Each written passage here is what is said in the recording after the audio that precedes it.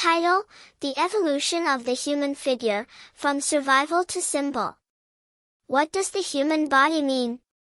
Not just biologically but artistically, emotionally, symbolically.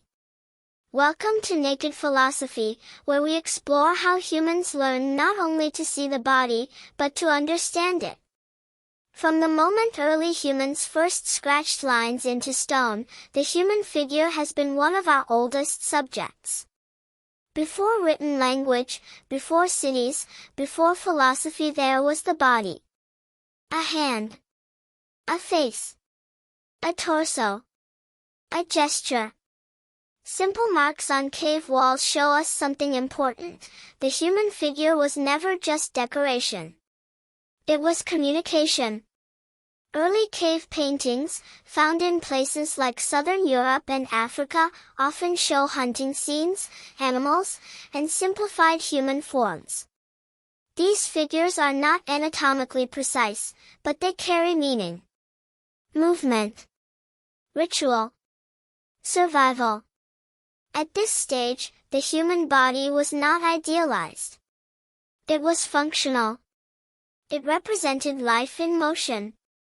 As civilizations developed, the human figure began to change. In ancient Egypt, the body became structured and symbolic. Figures were drawn with strict proportions and rules. Heads in profile, shoulders frontal, legs in motion.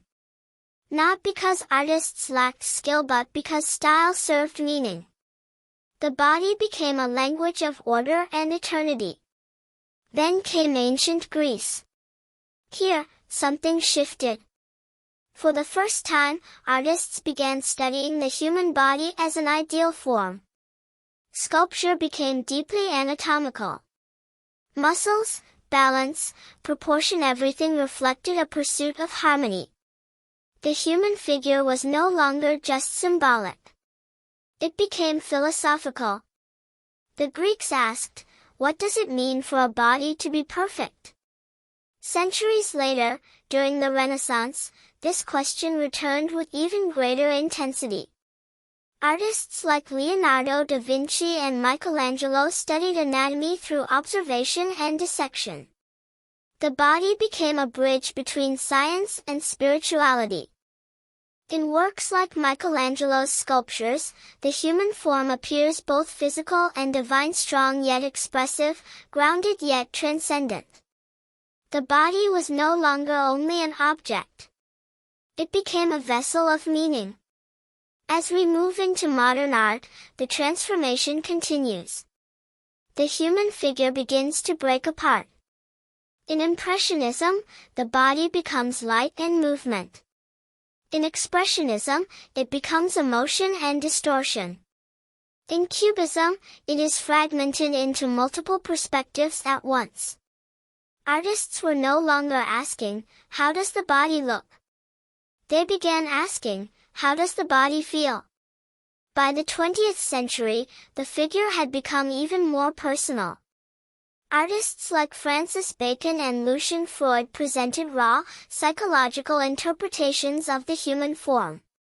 The body appeared vulnerable, heavy, emotional, and deeply human. Perfection was no longer the goal. Truth was. In contemporary art, the human figure continues to evolve. It exists in photography, digital media, performance, and abstraction. Sometimes it is fully visible. Sometimes it is fragmented. Sometimes it is entirely absent, suggested only through light, shadow, or presence. And yet, despite all these changes, the human figure remains central. Why?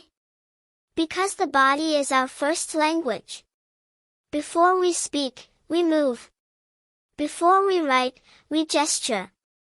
Before we understand the world, we inhabit it through the body. This is why artists across thousands of years keep returning to it.